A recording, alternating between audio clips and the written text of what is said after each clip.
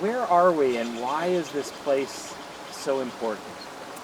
We are sitting beside the lovely Deer Creek, which we called traditionally Ankula Sioux. And Sioux means a flowing water source. So why is this place so important to you personally? I believe that the I believe that Deer Creek is important because it flows through what our traditional territory was. Many of the stories that we hear that are brought down in oral history speak of the waterways, speak of the life-giving plants and animals that grow in and around and use the waterway. Deer Creek also runs directly through one of our large villages that was my third great grandfather, Pamela, was a great headman, and Deer Creek runs right through it. And when they dammed Deer Creek, it became Lake Wildwood, which is what we know it by today. Traditionally, it was called Pampakan, later changed to Kokosak. So you have a long history, a long connection to this land. What was life like for the Nisenan people before the gold rush? Before the gold rush, life for the Nisenan people obviously was very different than it is for the people today. The territorial boundaries that were sort of laid out by watersheds and the landscape were tended completely to the ultimate possibility that they could be tended for the natural resources, for basket material, food, medicines, housing material. Everything that was used in life was truly like the green. Everything was green, if you want to say it that way. It was important to take care of the land so that it could be utilized by the people, and it also needed to be safe. As we start to rekindle some of the traditional ways that the people had prior to the gold rush, it becomes painfully obvious that the lands are not tended anymore in the way that they should be. If you can see, the necklace that I'm wearing is actually made of pine nuts, which they did call the women's money. Was a great trade source for us here in this territory. But in order to gather the pine nuts, rather, you have to fight the squirrels, because the animals, of course, also love the pine nuts because that's what they eat. You don't want them laying on the ground too long. But today, it's very difficult for us to find lands where we can gather pine nuts, and this is just one small example. That there's refuse on the ground, and I guess that's what burns so profusely in forest fires. So just to go and gather the pine nuts so that we can start making pine nut necklaces again it's so hard just to get the nuts in a place that's safe, that you can get to without worrying about rattlesnakes or break your ankle or anything like that. So I believe that the people's ability to tend the land was so significant on so many levels. What are some of the oldest stories you know about your grandparents, great-grandparents, what their lives were like? Well, most of the stories, I believe, are pretty painful. It was hard for my mother, and it was hard for my grandfather, and it is still hard for my grandmother, who's 92. It was hard to approach them as we're trying to record and talk about stories. It's hard to approach them about their memories because so many of them are painful for them. I think that they, being an oral history, everything that's passed down to us today has to come from them, and that the absence of that, the presence of the break in the oral history can be seen through our generation today. Many of the stories that we would have known are not being shared. Many of the sacred places and the stories that come with the sacred places are not being shared. And you see that break in the culture, in my opinion, is much due to the Indian boarding school time frame, that they were taught that it's not okay to speak the language and practice the culture, and even especially in areas of religion, freedom of religious expression was not all right. So some of the stories that we do have, they're few. Interestingly enough, many of the stories we are reading that have been written down from outside sources. So I guess one of my favorite stories is my grandmother, who is actually from down the hill. She's a Miwok person. And after learning and hearing her stories from a long time, we can connect the dots. And I've come to many conclusions that I think Grandma, maybe she didn't even realize herself. One of them was when she met my grandfather, that she was part of an arranged marriage. And that his older sister, which was sort of the tradition, came and spoke with my grandmother's guardian several times and was turned away many times. I'm not sure if his offer of dowry was not quite enough or what, but he finally came back and was able to marry my grandmother. And then she came up and lived in our Nisenan territory after that. And another great story from my grandmother is that she was orphaned at 2. And so she lost her connections with her Miwok family, but she was raised on the Auburn Rancheria. So she was raised by mostly Nisenan people. And as we're starting to rekindle our language, I'm talking with my grandmother and hearing these words and stories and songs that she's taught to us since we were little. And now we know what she's saying, whereas the meanings of these things had been lost to her previously. And just the story that she tells of her womanhood ceremony on the Auburn Rancheria, she was given her Indian name and went through her womanhood ceremony by one of the old-time elders down there named Jane Lewis. And it's interesting to know that because my grandmother was born in 1921, that she was still part of this culture. And she just thought they were strict old ladies when they were, putting her through these cultural practices, I guess, that are lost to us today. But she was one of the last to actually go through that. Wow. The way Gold Rush history is taught in California schools to pretty much every 4th grader generally touts the Gold Rush as a great thing for the state of California. What did the Gold Rush mean for your people? Well, I believe that the Gold Rush may have been a very significant and wonderful event for the creation of the state of California. We've been told that the gold that was taken from, this creek, our local rivers, basically built and funded the statehood of California. It also had great implications with the Civil War that was going on at the time. So what may have been great in one person's history may not be obviously so wonderful from the history of another person's perspective. And for our families, of course, it was completely life-changing, everything upside down, everything that you knew and lived upon, the trees, the animals, the waterways, the plants, everything was gone. I mean, this area was completely, it's almost embarrassing. You look at old photographs and sketches of the Gold Rush area, and the mountains are naked, they're bald. And the waterways are moved. They moved in entire rivers to get to the gold in the beds. And so and then of course being, I'm not sure of the word to use, sucked up by the dominant culture, or the Native American seemed to always be at the bottom of the social ladder. Even I've heard stories that, I've heard that the Native American was always the bottom rung on the ladder, so to say. Yeah. Prior to the Gold Rush, do you know whether the Nisenan recognized the gold that was present here? Did they place a value on it? It was placed. It was beautiful. I know that. Since my question's not going to be on there. Oh, right. Okay. You have to.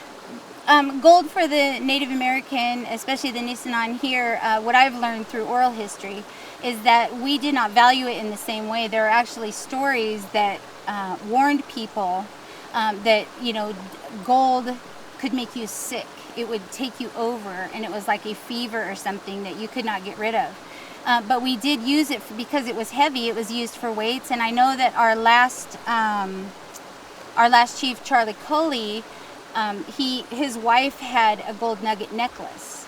But I do believe that is after the gold rush, so there was a different significance placed on the beauty of it, whereas we would have used it, it was heavy, it would have been used for weights and those kind of things. Good slingshot rock.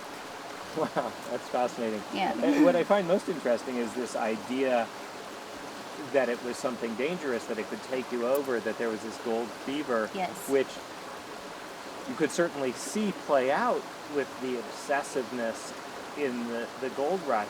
Do you know whether that story was present before the gold rush? It was definitely present before the gold rush, because this story is a very old story. I'm not sure if the other, because there was contact prior to the gold rush, but it was in much smaller amounts of people who came through. So I'm not sure if the story applies to the fur traders or the Spanish or whoever was here beforehand, when and where the story came about. But I definitely know it was before the gold rush that it existed, and I find that to be quite ironic. Yeah. There was a warning label in place, but no one read it. So. Right. So, did your grandparents tell you any stories from their parents about their initial contacts with the white folks who were coming in for the gold? Yeah, the stories that I've heard, of course, they're not, as I was told. My grandfather on my dad's side was present. He was a 5th Marine Division in Iwo Jima. And I was very obsessed about his war experience for some reason when I was a little girl. And he told me those are not stories for little girls. And it's basically the same feeling, because my grandfather on my mom's side never out and out said that to me. But that was the feeling that you get. These stories they're ugly. And I think that you see the worst of humanity in some of the gold rush stories, because they were coming for land and for the gold. And it becomes a very a greedy tale. And I'm not sure if I should. I mean, it's a really dark story. Well, I'd love to hear it. We don't have to use it. Okay. The story that I have comes from the women of our family. And because there was so much rape going on, I guess syphilis was being spread through the gold mining communities, basically because of the rape that was happening for the indigenous women. And the story is that they would find the smooth river rocks and put them inside themselves so that they wouldn't be raped.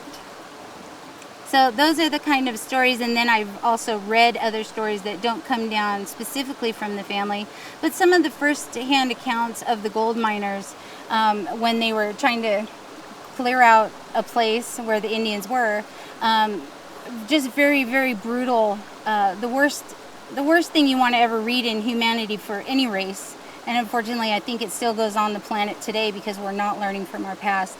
But, them hitting babies against trees to kill them because they want to save on bullets, which were very expensive at the time, to get the bounties. And then the stealing of the children. Even before the boarding school experience, people were being stolen from their families. And one story is that a man was coming through, I believe it was Oroville.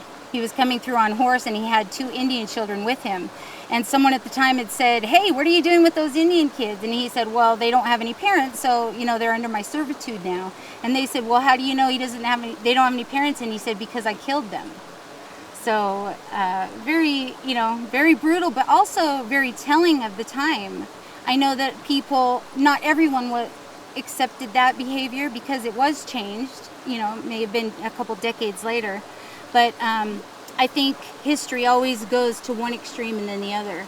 And, when it gets real off track, hopefully that happens. When it gets real off track with brutality, it will always swing back. And usually there are people, many times women, who come up in our history and our story that help to protect the Indians. But a lot of those stories, I can understand now why my grandfather didn't talk about them, because they're so brutal. Right. So, with such a brutality in the past, how do you personally heal from that? I think getting over that brutality and not having a complete and utter loss of hope for humanity, one has to, of course, find the humor. You have to, because sometimes these things are just so incredibly ridiculous that you can only laugh. It's like, how bad can it get before humanity sees what it's doing? You can't just keep cutting everything down and ruining everything, because we need that. Today we might have McDonald's, but when that goes away, all that you have left is the land. And I think that part of that process of getting over that ugliness is seeing how people like our grandmother, my mom's mom, how she survived through those times, how looking interestingly at, as a researcher now in my older age, looking and seeing that not only were these people surviving as Native Americans in a climate that wasn't hospitable to a Native American, but as a woman, and also those people just as families going through things like the Depression. So you just sort of pile on, here's a stick to make it hard, and here's a couple more to make it a little more difficult. But you see the stories of survival.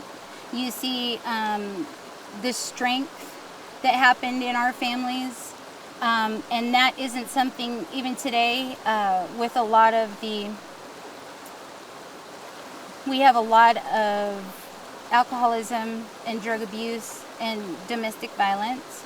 I believe we're very undereducated, so we're also combating those things that are passed down, but at the same time we're also passed down that strength and that hope. And maybe to share a little something that we learned as a people from the gold rush. We're still doing it on the planet. We're still repeating.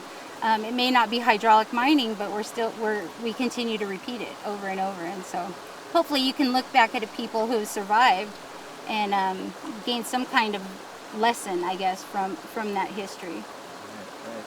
Right.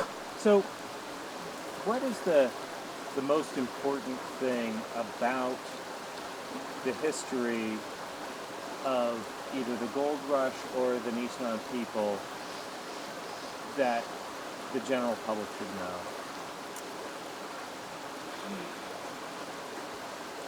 I believe that one of the most important things about the gold rush and the Nishnawbe people of the area, one important lesson, or something that we, if we could take something away from that history, is that I know that many times you'll read a lot of the old scholarly reports, and the people settling in the New World thought that all Indians were the same. We're talking from coast to coast, they're Indians. And as we've learned more and more about ourselves, and you can look at the scholars maybe with a little bit more of a critiquing eye at what they're seeing, you realize that the people who are observing and writing these histories down, first off, they don't understand much of the time what they're seeing, and it was, I believe, quick to judge it real fast and put a label on it. And many times we're finding that those labels are incorrect. I know my Bureau of Indian Affairs card says that I am Miwok and Maidu. And had it not been for a very special conversation with my grandfather one day, because I guess I was just young, but I always asked him, I wanted to know about the magic and the spiritual stuff. I didn't ask about family genealogy, maybe the more important things that I wish I had asked today. But one thing I did say is when I said something about being Maidu, he stopped me and he said, we're Nishnawbe. And that's how my grandfather said it, Nishnawbe. And it was the first time I'd heard it. And of course I was very intrigued. What does that mean? What is Nishnawbe? And so searching that and realizing that many of the scholars, it's a very big generalization to be labeled as Maidu. And before that, we were called Digger. And before that, just Red. So these outside labels keep being put upon the people. And I believe that they'll be in place until we can do as we're doing today, where we're examining ourselves. And we're saying, well, look, we actually know who we are. And we are Nishnawbe. And you can keep breaking it down. There was the Valley Nishnawbe with whom we warred and we're not friendly with. and they're different territories. And as now we're going back, another thing that I was also told was that our language was extinct, and many people thought that our people actually were extinct. But finding that the language is not extinct, learning those words from my grandmother, who she still speaks these songs and tells songs and words and stories, and then finding that it's not extinct. And our linguist friend Sherry Tash says it was a sleeping language. And so that we are still here, we know who we are, and that we're not even just Nishnam, that you can keep breaking it down. There are political units, and with those political units is the lay of the land, the streams, the waterways, the valleys, the mountains, and you get a different political organization and a different shaman or holy man for the roundhouse in that area, and the language changes. You get in a different dialect 20 miles down the road, you're already speaking something different. So that unique and individualness, I guess, I don't know if that's a word, individualness of the people was so important then. And I think that we're just finally realizing the importance of that, and that we have some of these stories that were even, passed down at all. It's incredible that remains, and I believe it's really important to make sure everybody knows that they're not.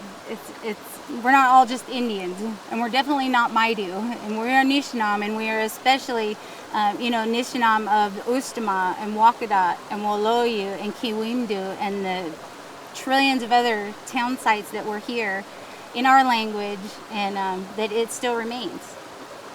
I wonder what it must feel like to be told that you or your people are extinct. It's very disheartening. I've read by people who I highly respect in the scholarly world that the Nisan of this area are extinct, and to sit by and see that is, it's disheartening. you may want to say, oh, that's not true, but how do you go about doing that? Especially when the scholars in that world and the people who, we're told who know, or they tell us who we are, really, I guess, and no disrespect, but how do you stand up against that? And it's been a very hard plight for us. I think the last 3 years we've tried to let people know that we're not extinct, and we are still here, and we have information that remains from our ancestors that may be important to people someday. You might really find it important to know where a certain plant grows, if it's still there.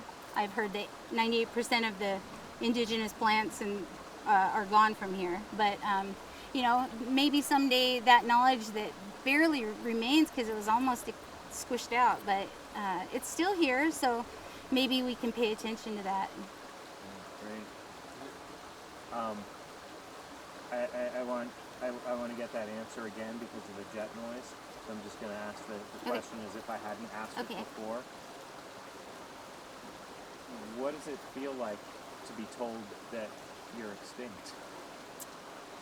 Being told that your people are extinct, or reading it from someone who is a well-known scholar, or someone respected in their field, I guess you would say, is very disheartening, as you could imagine. We were also told that our language was extinct. And then you find out that many of the plants, that maybe those few stories remain about a healing plant or a feather of this one special significant bird, maybe that bird actually is extinct, or maybe those plants are no longer here. In each situation, it's such an impact. But now we're actually taking language lessons, and we are getting the language back. We're learning songs from my mom and her generation. My grandmother, of course, is still alive and speaking and singing, and she's speaking Nisenan and singing Nisenan words, and we take them back to the linguist, and she does a little dance and says, oh, this is from a living elder. This is amazing. So I guess, but I was told that we were extinct and that the language was extinct when I was a teenager. So I had many decades of life believing that was true. And to want to address that topic and say, but we're still here, is and was a difficult thing to do. Yeah. Great. Not to argue the point, but we're still alive, Right, exactly.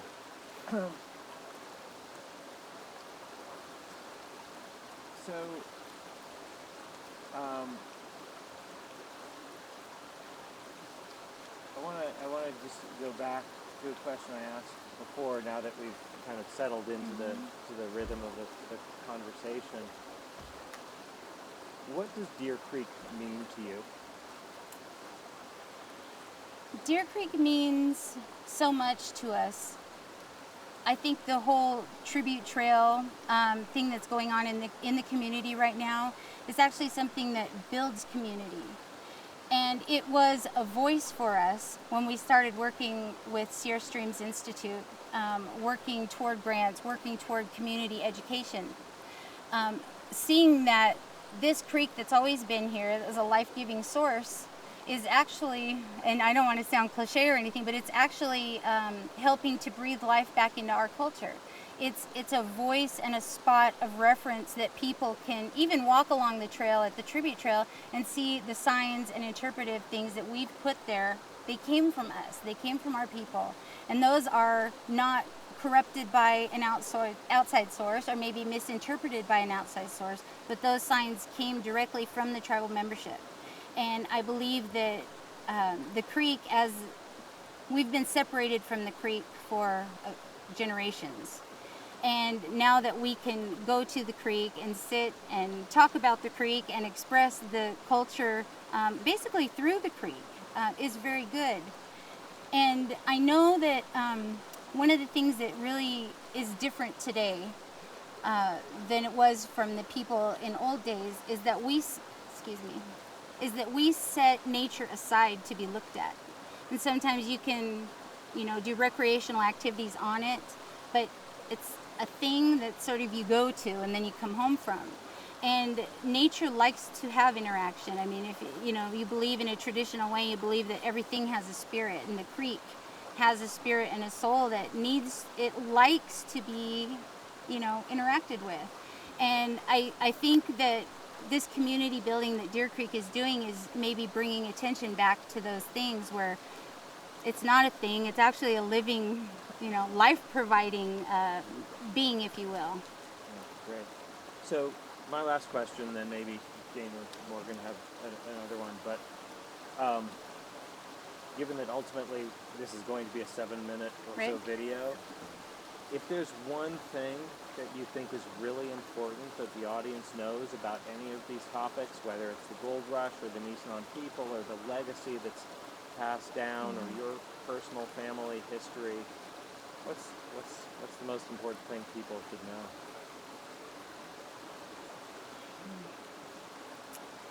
I think for me personally, the most important thing that people can know from looking at our history, looking at the creek's history, is that we shouldn't keep repeating the past if we've already learned that we tried it and it didn't work.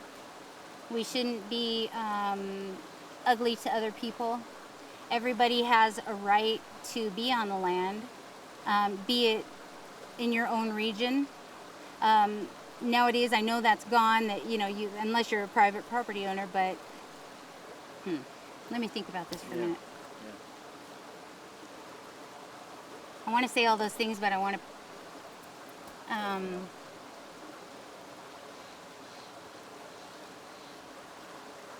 Okay, will you ask me again?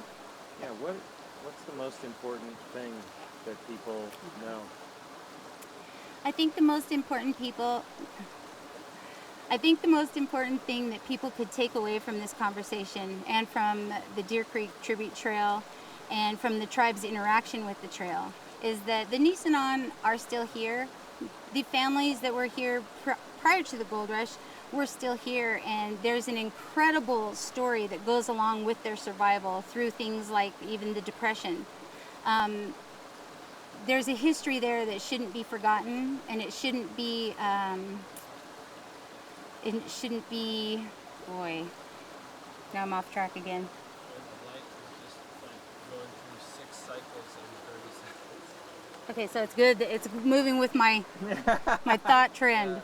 It's just, it's a real, I'm like riding the iris the entire time. Okay, It's like, one more time. yeah. So So the most important thing that I think people can take away from this conversation and from the history of the Nisenan is that we're still here.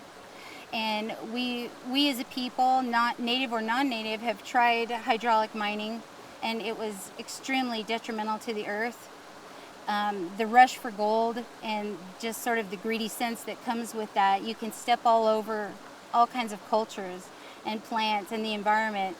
And you would hope that people would learn from the past. It didn't work here in California. It was ugly, and it left huge scars that you can see from space. The scars of the slickens that have come down from the hydraulic mining and actually left scars on the earth, and of course left scars on the people. But I would hope that we could look at the world and humanity and stop exploiting the earth for its resources I know we need resources, but to the point that it's hurting species, humans, plants, animals.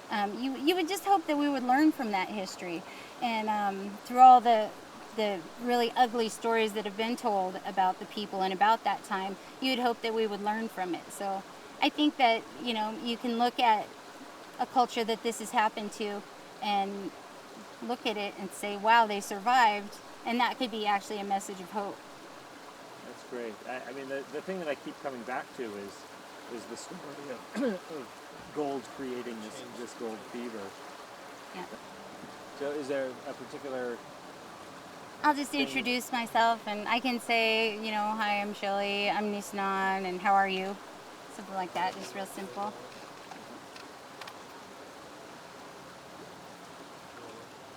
So do you want to introduce yourself in Nisenan? Yeah. Wait, hang on just a second. Yeah. I see your elbow in the shot. Okay. Okay. All right. Okay.